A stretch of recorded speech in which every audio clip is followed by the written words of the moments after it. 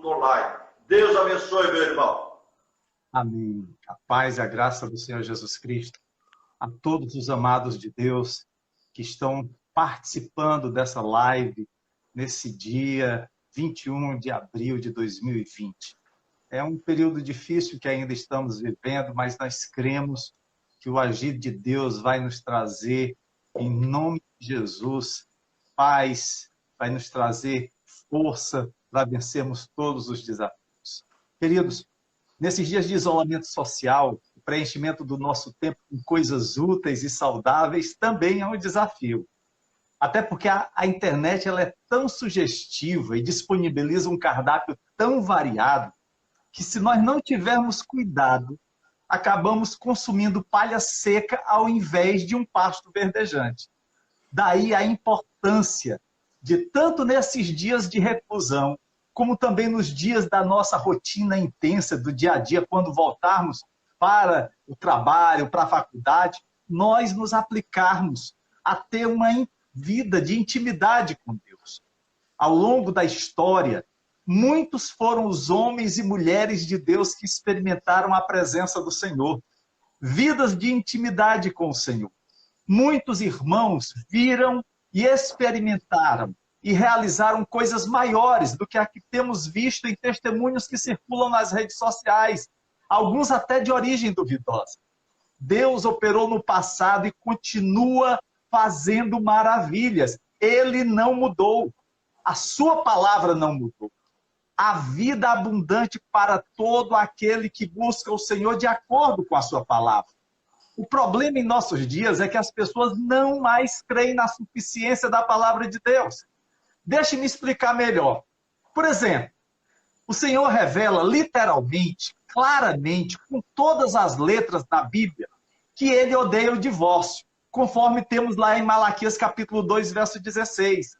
Jesus condena o divórcio, como lemos em Mateus capítulo 5, versículos 31 a 32. Paulo rejeita o divórcio, conforme encontramos em 1 Coríntios capítulo 7, versos de 1 a 14.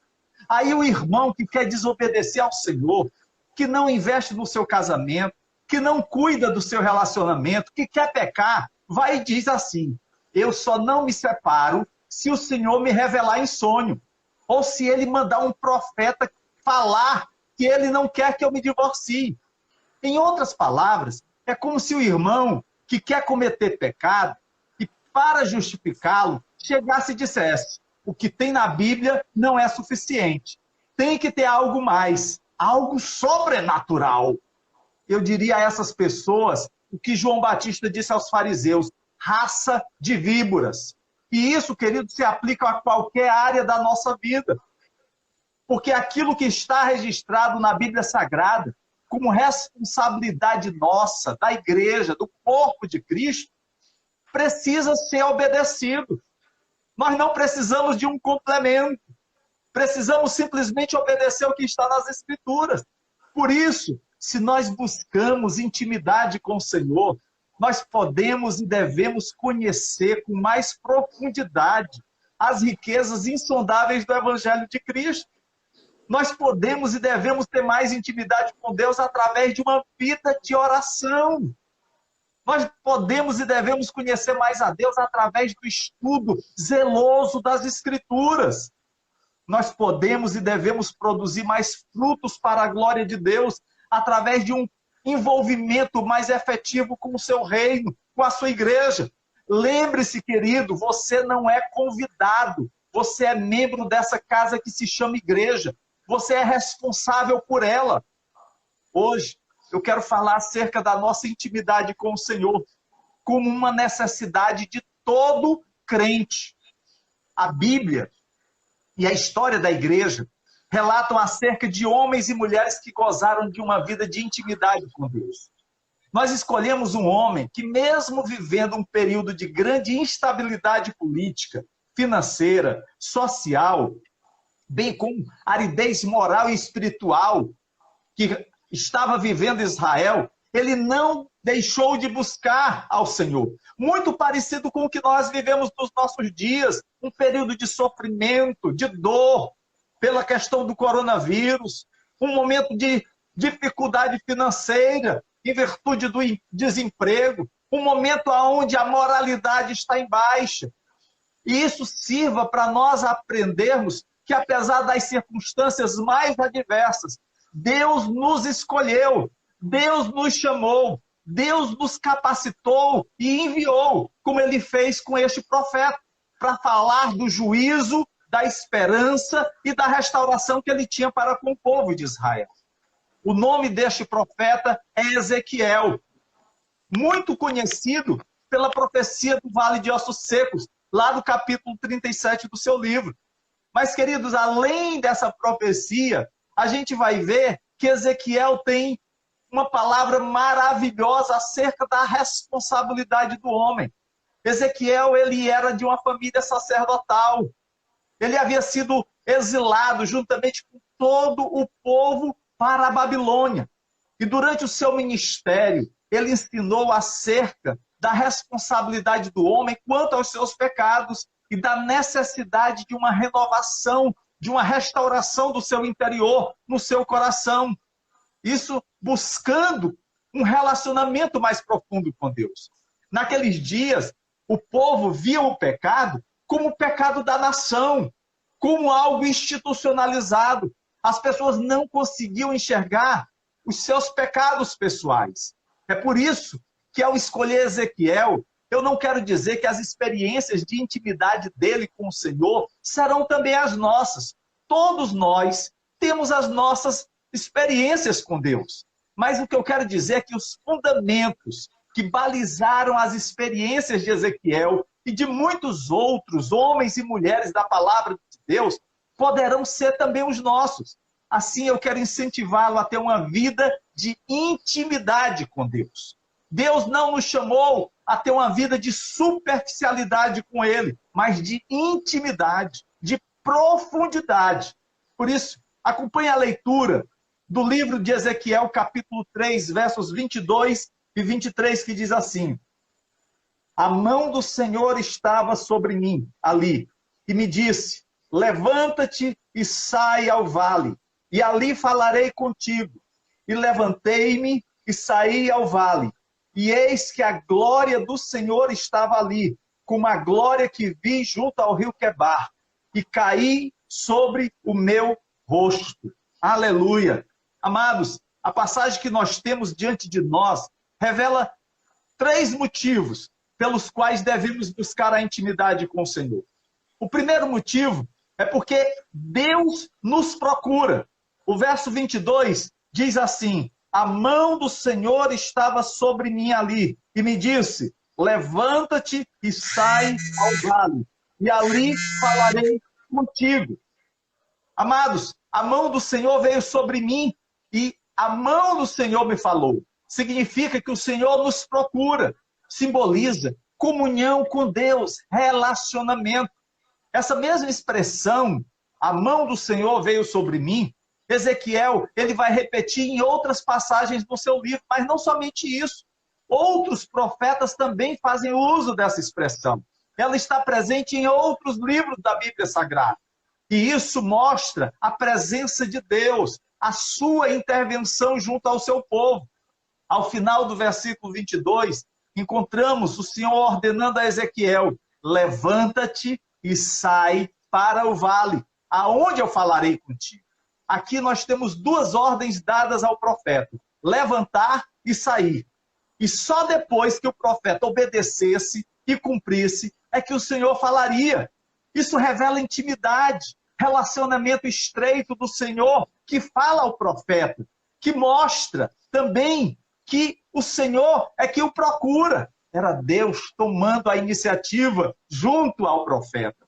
Mostra a incapacidade do homem de procurar a Deus. É o Senhor que primeiro vai em direção do homem. É Deus que atesta todo o seu amor ao se revelar a este homem, ao se comunicar com ele, apesar de ser um homem de lábios impuros e habitar no meio de um povo de impuros lábios, como disse Isaías. Hoje, o Senhor se revela plenamente através da sua palavra. E é através da Bíblia que o Senhor se dá a conhecer de um modo especial. A Escritura é o nosso objeto de estudo para conhecermos verdadeiramente quem é o nosso Deus e qual a sua vontade para todo ser humano. A Escritura é vitalmente importante para todos os cristãos, pois é através da instrumentalidade da palavra, quer seja pregada, quer seja lida, que Deus nos salva e faz com que cresçamos na graça que há em Cristo Jesus.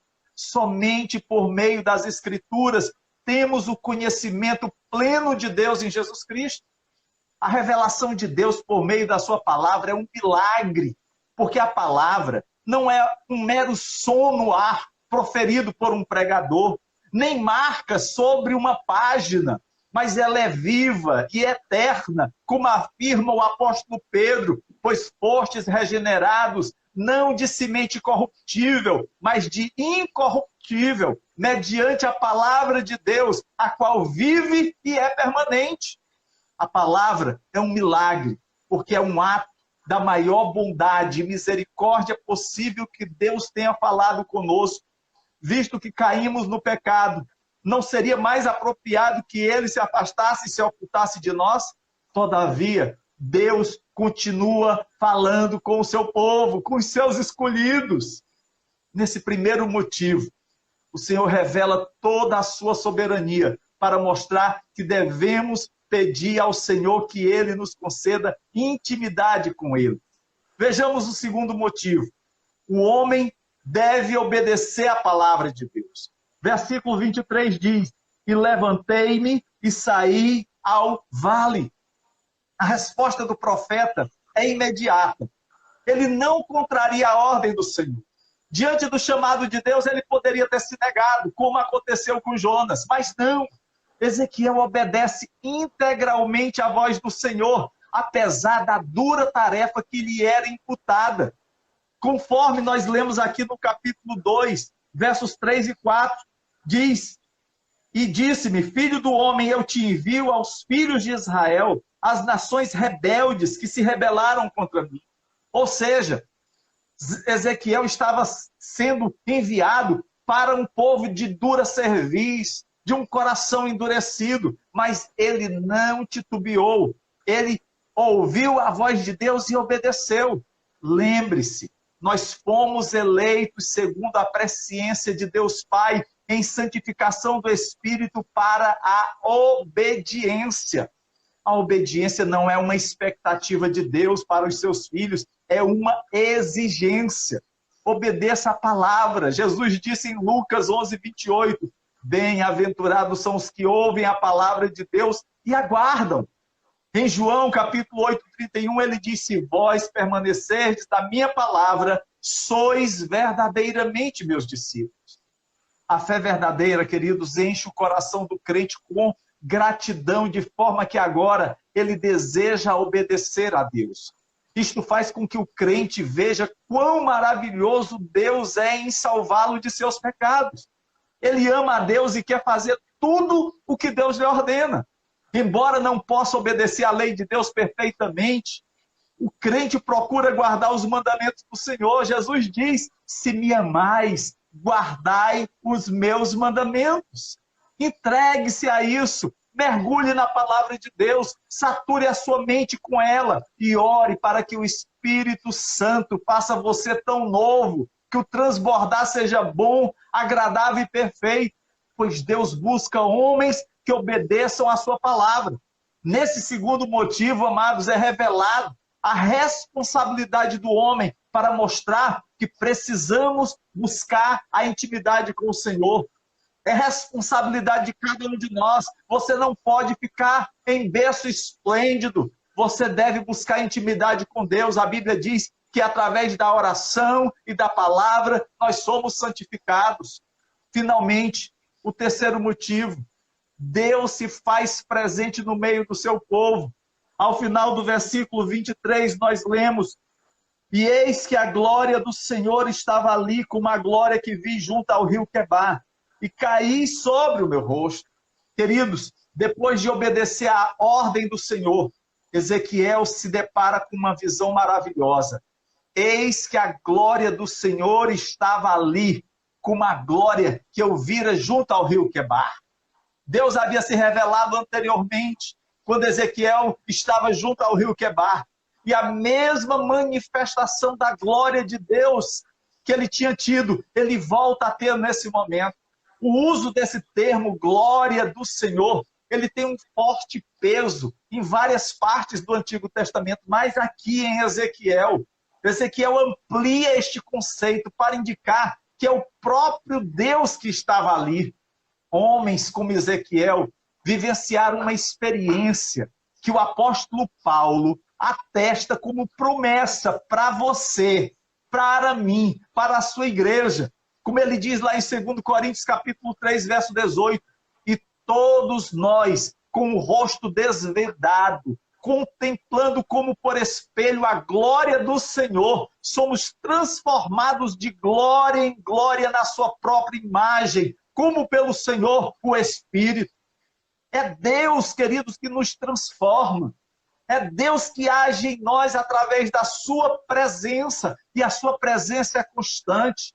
Independente de estarmos vivendo um período em que estamos reclusos, de isolamento em nossos lares, apesar dessa pandemia que tem assolado toda a humanidade, apesar do desemprego que bate à porta de muitos, apesar das dificuldades, o Senhor é que transforma as nossas vidas, é o seu Espírito que age em nós e através de nós. E ao final do versículo 23, o texto sagrado afirma que depois daquela visão tremenda, maravilhosa, Ezequiel caiu com o rosto em terra. Finalmente, queridos, nós concluímos esta passagem com a revelação da consequência da presença do Senhor naquele local. O profeta vai ao chão. Amados, na presença de Deus, Ezequiel reconheceu o seu pecado, a sua indignidade. O salmista, ele retrata essa sensação ao escrever no Salmo 8, verso 4, que é o homem que dele te lembres, e o filho do homem que o visites. Eu fico imaginando as pessoas, após ouvirem o sermão do grande pregador puritano-americano Jonathan Edwards, quando ele pregou pecadores nas mãos de um Deus irado. Depois daquela pregação, aquelas pessoas que o ouviram se agarravam às colunas da igreja, porque reconheciam os seus pecados, estavam com medo de serem tragados pelo inferno. Queridos, precisamos clamar a Deus para que Deus possa quebrantar-nos, quebrantar o nosso coração na sua presença. A igreja necessita desesperadamente da presença de Deus. Eu preciso desesperadamente da presença de Deus. As nossas vidas serão vazias, os nossos cultos sem vida, nossas músicas sem unção. A nossa mensagem será morta se Deus não estiver presente. A Escritura ensina que Deus designou um futuro magnífico para o seu povo. A Igreja de Cristo, que já tem mais de 2000 anos militando neste mundo, é chamada de sua noiva. E ele se entregou por ela a fim de apresentar a si mesmo igreja gloriosa, sem mácula, sem ruga, nem coisa semelhante, porém santa e sem defeito. Uma vida de intimidade, é uma vida de santidade, é uma vida de piedade na presença de Deus. Deus tem uma missão extraordinária para a sua igreja, para cada um de nós. Charles Briggs, ele afirmou que a igreja é o espelho que reflete a completa fulgência do caráter divino. É o grande cenário no qual as perfeições de Jeová são exibidas para o universo. Queridos, o mundo vê Deus na igreja. O mundo contempla Deus na sua e na minha vida. Nós somos chamados como igreja a tornar o evangelho visível, revelando a sabedoria de Deus através da sua palavra, através do nosso testemunho. E esse futuro e essa missão devem encorajar o cristão a buscar uma maior intimidade com o Senhor. Todos nós somos desafiados, como diz Paulo lá em Efésios capítulo 4, versículo 13, à medida da estatura da plenitude de Cristo. Nós não fomos chamados para sermos nanicos espirituais, nós fomos chamados para sermos homens, mulheres, à estatura do varão perfeito que é Cristo Jesus. É por isso que Deus se faz presente no meio do seu povo, reconhecendo, querido, que o tempo realmente chegou para buscarmos uma vida em intimidade com o Senhor. Nós não podemos demorar mais em fazê-lo. Nós não podemos deixar para amanhã. Aquele ditado que diz assim: não deixe para amanhã o que você pode fazer hoje, precisa ser aplicado para as nossas vidas. É o dia, é hoje. É este momento nas nossas vidas. Esse é um tempo de arrependimento, de volta para o Senhor. A intimidade com Deus começa com choro, com quebrantamento, com acerto de vida com Deus. Amados, a igreja no mundo todo precisa estar unida nesse momento, levantando um clamor a Deus. Deus tem trazido juízo à humanidade. Nós temos visto milhares de pessoas perecendo. Só nos Estados Unidos da América, um dos países que mais investiu em missões no seu passado, aonde grandes homens de Deus se levantaram para pregar a mensagem do Senhor. 41 mil mortos já foram contados até agora. Amados, nós não podemos, em nome de Jesus, nos omitir. Precisamos clamar.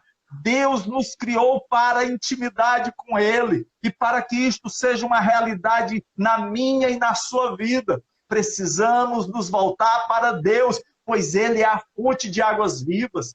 Precisamos examinar o nosso coração, porque dele procede todas as coisas. Precisamos reconhecer os nossos pecados, sentir tristeza pela nossa frieza espiritual, sentir vergonha pela escassez dos nossos frutos. Precisamos nos arrepender dos nossos pecados, precisamos endireitar os caminhos tortos e emendar as nossas veredas.